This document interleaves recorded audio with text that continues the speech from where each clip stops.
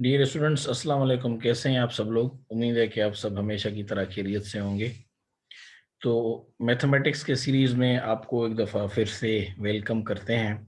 और आज का जो हमारा सेशन है, इस सेशन में हम अलजेब्रिक एक्सप्रेशंस और अलजेब्रिक वेरिएबल्स और अलजेब्रिक एक्सपोनेंट्स जो हैं उनके बारे में जानेंगे। अलजेब्रा को अंडरस्टैंड करने से पहले ये एक बेसिक्स हैं जिनके बारे में आपको नॉलेज होना लाजमी है, अदरवाइज आपको अलजेब्रा जो है वो काफ़ी परेशान भी करेगी और आप उसे सही से समझ भी नहीं पाएंगे, ना ही आप अलजेब्रा के प्रॉब्लम्स जो है वो सॉल्व कर पाएंगे। तो चलिए शुरू करते हैं हमारा आज का सेशन, जो कि है अलजेब्रिक एक्सप्रेशंस के ऊपर। तो मैथमेटिक्स में अलजेब्रिक एक्सप्रेशन जो है ये एक एक्सप्रेशन है जिसे बिल्ड किया जाता है। इसमें काफ़ी चीज़ें होती हैं। इनमें कांस्टेंट्स होते हैं, वेरिएबल्स होते हैं। ये लेटर्स ही हैं जिन्हें हम कांस्टेंट्स और वेरिएबल्स कहते हैं, यानी A B C X Y Z. इनको हम आगे देखते हैं। साथ में अलजेब्रिक ऑपरेशंस हैं, यानी एडिशन, सब्ट्रैक्शन, मल्टीप्लिकेशन, डिवीजन, या जो पावर आप दे रहे होते हैं जिसे एक्सपोनेंशिएशन कहा जाता है, या एक्सपोनेंट जो है। और ये एक्सपोनेंट जो है वो यानी रेशनल नंबर होता है। इसी तरह से मिसाल के तौर पे आप अगर देखें यहाँ पे, तो ये आपको एक एक जो है वो अलजेब्रिक एक्सप्रेशन है, 3x square minus 2xy plus सी। तो इसमें ये काफ़ी चीज़ें हैं, यानी इसमें आपको जो है वो कांस्टेंट्स भी नज़र आएंगे, वेरिएबल्स भी नज़र आएंगे, और इसी तरह से इसमें आपको जो है एक साइन भी नज़र आ रही है प्लस की, और इसी तरह से माइनस की, और आप एक्सपोनेंट भी नज़र आ रहा है। तो ये काफ़ी चीज़ें हैं। तो ये इसको हम अलजेब्रिक एक्सप्रेशन कहते हैं, जो इन सब चीज़ों से बनता है, जिसमें यानी कांस्टेंट्स भी होते हैं, वेरिएबल्स भी होते हैं, अलजेब्रिक ऑपरेशंस भी हैं, और इसी तरह से इसमें पावर भी होता है, यानी एक्सपोनेंट। और इसमें अगर आप इसको गौर से देखें तो आप इस यानी जो ये एक्सप्रेशन है, इसको आप अगर स्क्वायर रूट में रखें और इसको सॉल्व करें, या आप इन सबको जो है वो आप 1/2 का पावर दे दें, तो आंसर सेम आएगा। यानी 1/2 का पावर रख के आप इसे सॉल्व करेंगे तो भी आंसर सेम आएगा, और स्क्वायर रूट जो है वो आप लगा के, या जिसको हम अंडर रूट कहते हैं, तो वो उसके थ्रू भी आप देखेंगे तो पावर जो है वो सेम आ जाएगा। इसी तरह से रेशनल एक्सप्रेशन जो है वो एक ऐसा एक्सप्रेशन है जिसको आप दोबारा लिख सकते हैं। और रेशनल फ्रैक्शन जो है उसको मुख्तलिफ प्रॉपर्टीज में आप लिख सकते हैं, जिन्हें अर्थमेटिक ऑपरेशंस कहा जाता है। वो कम्यूटेटिव प्रॉपर्टीज या एसोसिएटिव प्रॉपर्टीज, या जिसमें एडिशन, मल्टीप्लिकेशन या डिस्ट्रीब्यूटिव प्रॉपर्टी के जो रूल्स हैं वो आप अप्लाई करते हैं। और ये वही रूल्स हैं जब आप फ्रैक्शंस की ऑपरेशंस पे अप्लाई करते हैं। तो यानी एक टर्म्स जो है, आप 2 टर्म्स जो हैं वो ब्रैकेट में होते हैं मिसाल के तौर पे, और इसी तरह से एक टर्म ब्रैकेट से आउट होता है, तो आप उसमें ये प्रॉपर्टीज इस्तेमाल करते हैं, यानी एडिटिव प्रॉपर्टी और डिस्ट्रीब्यूटिव प्रॉपर्टी, मल्टीप्लिकेटिव प्रॉपर्टी या एसोसिएटिव प्रॉपर्टी। तो ये रेशनल एक्सप्रेशन जो है वो एक ऐसा यानी फ्रैक्शन है कि जिसको आप इन प्रॉपर्टीज में दोबारा लिख सकते हैं। अगर हम इसको और सादा, अगर सिंपल अल्फाज में कहें, तो जो रेशनल एक्सप्रेशन है वो एक ऐसा एक्सप्रेशन है कि जिसे आप दोबारा बना सकते हैं वेरिएबल्स या जो कांस्टेंट्स हैं उनको। इनमें से आप जो कोई भी चार जो अर्थमेटिक की जो ऑपरेशंस हैं 4, वो अप्लाई करके आप इन्हें जो है वो दोबारा बना सकते हैं। और यहाँ पे हम इनको देख भी लेते हैं। इसी तरह से यहाँ पे आप देख रहे हैं कि एक्स, इसके ऊपर पावर क्यूब है, प्लस 2x है, -1/6s²। ये एक रेशनल एक्सप्रेशन है। और रेशनल इक्वेशन जो है वो एक ऐसी इक्वेशन होती है कि जिसमें 2 या 2 रेशनल फ्रैक्शंस या रेशनल एक्सप्रेशंस जो होते हैं, वो आप जब बना रहे होते हैं तो वो एक यानी इक्वल होते हैं, यानी एक ऐसा सेट होता है जो एक दूसरे के बराबर होता है। इस तरह हम इसको यहाँ पे इक्वेशन में भी देख लेते हैं। और इसी तरह से जो ये एक्सप्रेशंस होते हैं, इनमें भी आप वही यानी लॉ अप्लाई करते हैं या रूल अप्लाई करते हैं जो रूल आप फ्रैक्शंस में अप्लाई कर रहे होते हैं। और इसका मतलब ये है कि यानी आप उस इक्वेशन को सॉल्व कर सकते हैं थ्रू क्रॉस मल्टीप्लिकेशन। और इसमें जो ज़ीरो की यानी डिवीज़न है एक्सप्रेशंस में, वो अनडिफाइंड है, यानी उसके बारे में कोई डेफिनेशन नहीं है, तो फॉर्मल डिवीज़न 0 से इसकी नहीं होती या वो रिजेक्टेड की जाती है। अब हम यहाँ पे देख लेते हैं ये जो क्रॉस मल्टीप्लिकेशन है, यानी एक्सप्रेशन जो है वो ओबे करता है वही वाले रूल्स जो आप फ्रैक्शंस में अप्लाई करते हैं। मिसाल के तौर पे 12/x है, और ये इक्वल्स टू 30/75। तो आपको पता है कि ये इक्वल्स टू की जो साइन होती है इसको हम फिर यानी डिवीजन में कन्वर्ट करते हैं, और डिवीजन में हम इसको कन्वर्ट करने के बाद फिर हम इन्हें जो है वो मल्टीप्लिकेशन में जो है वो कन्वर्ट करते हैं। तो जब मल्टीप्लिकेशन में कन्वर्ट हो जाती है तो ये जो डिनोमिनेटर है ये रिप्लेस करता है नमरेटर को, यानी नमरेटर जो है वो नीचे आ जाएगा, डिनोमिनेटर जो है वो ऊपर आ जाएगा। तो फिर ये क्रॉस मल्टीप्लिकेशन का जो फार्मूला है उसको हम इसी तरह से अप्लाई करते हैं। यहाँ पे भी आपको ये नज़र आ रहा है कि एक्स यहाँ पे जो है क्रॉस मल्टीप्लिकेशन में 30 से कंसर्न्ड है, और 12 जो है वो 75 से कंसर्न्ड है। यहाँ पे आपको कलर्स भी इनके नज़र आएंगे। तो यानी हम x का वैल्यू जब मालूम करेंगे तो x को हम 30 के साथ रखेंगे, और ये हम आपस में मल्टीप्लिकेशन करेंगे। यहाँ पे जो ये डॉट की सिंबल है ये मल्टीप्लिकेशन को शो कर रही है। तो 12 इंटू 75 इक्वल्स टू 900, और ये 30 है और उसके अलावा x है। तो x को इसके साथ मल्टीप्लाई कर लेंगे तो ये 30x हो जाएगा। अब आप x को क्योंकि आपने फाइंड करना है वैल्यू, तो x जब बाहर आ जाएगी तो इसी तरह से ये जो टर्म है ये मल्टीप्लिकेशन में से डिवीजन में आ जाएगा, यानी जब आप 900 को 30 से डिवाइड करेंगे तो आपको आंसर 30 मिलेगा। तो ये यानी जो हम फ्रैक्शंस के ये रूल्स हैं, तो ये यही वाले रूल्स जो हैं हम फ्रैक्शनल इक्वेशन में भी अप्लाई करते हैं। इसी तरह से ये जो अलजेब्रिक एक्सप्रेशन होते हैं इनमें जो हम टर्म्स इस्तेमाल करते हैं उसमें हर टर्म जो है या उसके जो पार्ट्स होते हैं उनके मुख्तलिफ नाम हैं। इनके बारे में भी आपको जानकारी होना लाजमी है, और यहाँ पे डिटेल में है, हम इन सबको देख लेते हैं। यहाँ पे जो एक्सप्रेशन है ये है 3x²। तो यहाँ पे हमने इनको खास नंबर दिए हुए हैं, ये 1 और 2, फिर इनको समझाते हैं कि ये 1 और 2 का क्या मतलब है, और ये 3 एज अ होल में। इसी तरह से -2xy+c, तो ये जो 2 है ये एक्सपोनेंट है, यानी इसे पावर कहा जाता है। यानी ये आप यहाँ पे देख रहे हैं कि जो लेटर है इसके ऊपर जो एक्सपोनेंट है इसको पावर कहते हैं। और नंबर 2 वाला जो है ये कोएफिशिएंट, यहाँ पे आपको ये नज़र आ रहा है, इसको हम कोएफिशिएंट कहते हैं, यानी ये किस्म का जो बेस नंबर है।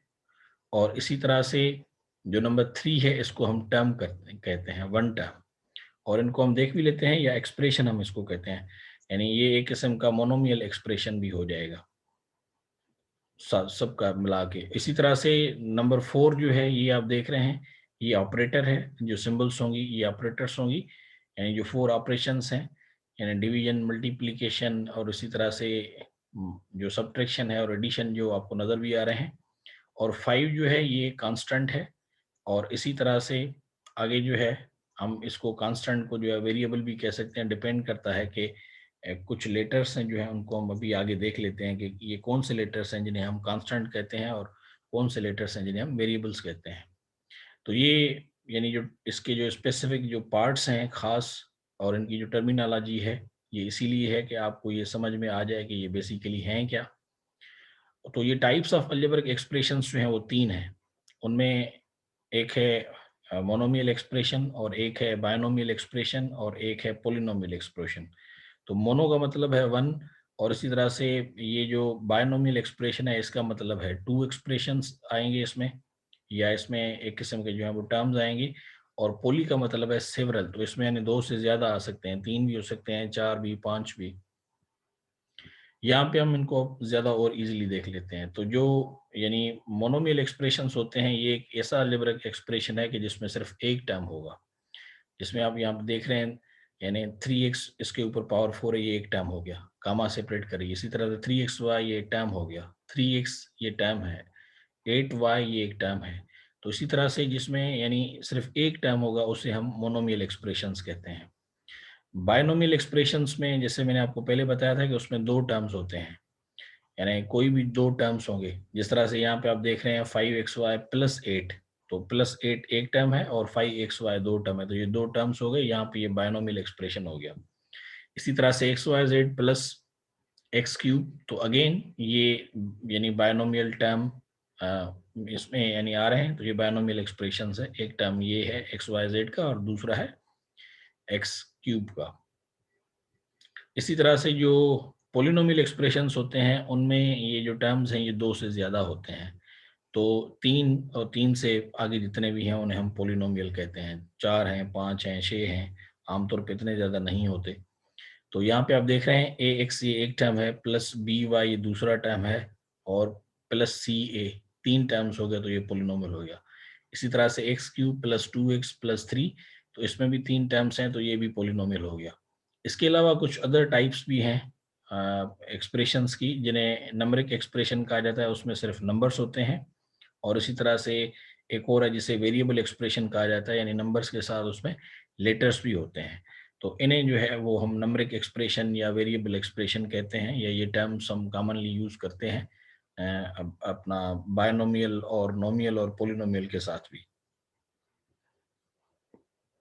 अब हम देख लेते हैं वेरिएबल्स में कि ये कांस्टेंट्स क्या हैं और वेरिएबल्स क्या हैं। तो कांस्टेंट्स जो इंग्लिश अल्फ़ाबेट के शुरू वाले लेटर्स हैं, जिस तरह ए बी सी है, ये जब भी हम यूज करेंगे अलजेब्रिक एक्सप्रेशन में, तो ये किसी कांस्टेंट नंबर के, क्योंकि सपोज होते हैं, सपोज नंबर होता है, तो ये कांस्टेंट होंगे, यानी ये फिक्स होंगे। जबकि जो एक्स वाई जेड हैं, तो ये वो वाले यानी सपोज नंबर होते हैं, क्योंकि हम सपोज नंबर के तौर पे ही कोई नंबर हम अखज़ कर लेते हैं या गेस के तौर पे लेते हैं, और उनकी जगह पे हम ये लेटर्स इस्तेमाल करते हैं, तो इन्हें वेरिएबल्स कहा जाता है, यानी ये चेंज हो सकते हैं।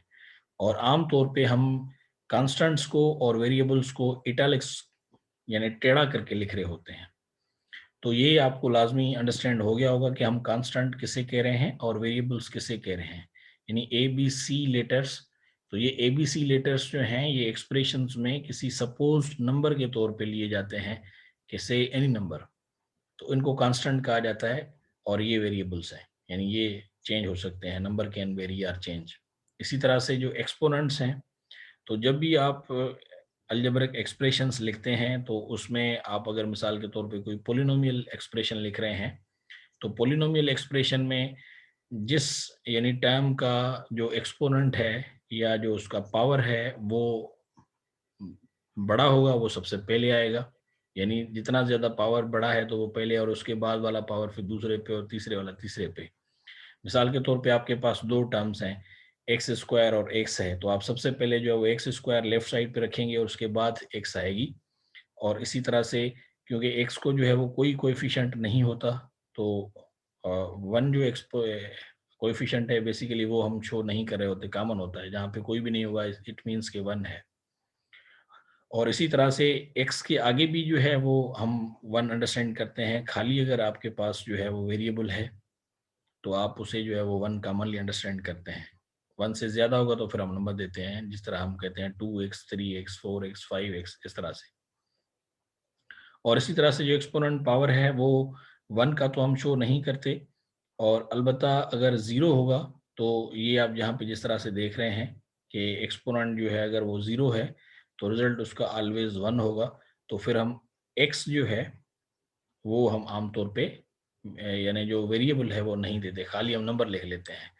यानी ये जो है 3, तो इसमें जो x है, क्योंकि उसके ऊपर जो यानी पावर है वो 0 होगा, तो ये हमेशा 1 के बराबर है, तो हम इसे फिर छोड़ देते हैं। अब यहाँ पे ये जो एक्सपोनेंट्स हैं, जब हम इनको अगर मिसाल के तौर पे मल्टीप्लिकेशन करनी है, तो हम किस तरह करते हैं? तो बेसिकली टर्म के जो ये नंबर्स होते हैं, इनको आप मल्टीप्लाई करेंगे। यहाँ पे आप एग्जांपल देख रहे हैं, ये लिखा हुआ है -8x⁴ है, और इनटू, डॉट का मतलब होता है इनटू, यानी मल्टीप्लाइड इनटू 7x²। तो यहाँ पे जो ये -8 और ये 7 है, ये आपस में मल्टीप्लाई होंगे, तो इसकी माइनस साइन है और इसकी प्लस है, तो आपको पता है कि minus into plus will change into minus, तो ये माइनस हो गया, और 7 8 के 56 हो जाएंगे। अलबत्ता ये जो पावर है, इस पावर को आपने मल्टीप्लाई नहीं करना होता, ये जो पावर्स होते हैं ये आप प्लस कर रहे होते हैं। तो ये नहीं है कि आप यूं समझें कि ये जो अलजेब्रिक एक्सप्रेशंस में आप यहाँ पे पावर इस्तेमाल करते हैं, तो उन पावर्स को भी आप मल्टीप्लाई कर लें। स्टेप 2 में यहाँ पे लिखा हुआ है क्लियरली कि add the exponents of the variables, ठीक है, यानी एड द एक्सपोनेंट्स, कोएफिशिएंट्स जो हैं उन्हें मल्टीप्लाई करेंगे आप, जबकि जो एक्सपोनेंट्स हैं उन्हें आप ऐड करेंगे। ये लाजमी तौर पे आपने अंडरस्टैंड कर लेना है। तो ये था हमारा आज का सेशन, जिसमें हमने अलजेब्रिक एक्सप्रेशंस और साथ में वेरिएबल्स और जो हमने एक्सपोनेंट्स हैं उनको हमने टच किया। ये यानी बेसिक्स हैं इसके, यानी अलजेब्रिक एक्सप्रेशन में हमारा ये आज पहला सेशन था। आगे भी हम अलजेब्रिक एक्सप्रेशंस के सेशंस जो है वो करते रहेंगे, लेकिन उसके लिए ये एक शर्त लाजमी है कि आप चैनल को सब्सक्राइब ज़रूर करेंगे। अगर आप इसे सब्सक्राइब करते हैं या आपका रिस्पांस आता है, आप जितना वॉच करेंगे तो उतना ही फिर मैं इन सेशंस को जल्दी से अपलोड करूँगा। तो यहाँ पे हमारा सेशन जो है वो ख़त्म होता है। तो आपसे ये एक रिक्वेस्ट लाजमी है कि आप चैनल को ज़रूर सब्सक्राइब कर लीजिएगा, बेल आइकन को भी प्रेस कर लें, ताकि जो आने वाले नेक्स्ट सेशंस हैं उनके बारे में आपको जानकारी मिलती रहे। और अपने कमेंट से हमें ज़रूर आगाह करें और लाइक भी करें इस चैनल को और इसे शेयर भी करें अपने फ्रेंड्स के साथ। तो यहाँ पे हमारा सेशन जो अब एंड होता है। आपसे मुलाकात होगी किसी दूसरे सेशन में, तब तक के लिए इजाज़त। सो बहुत ज़्यादा ख्याल रखिएगा। So see you very soon in any next session. So till then take care of yourself.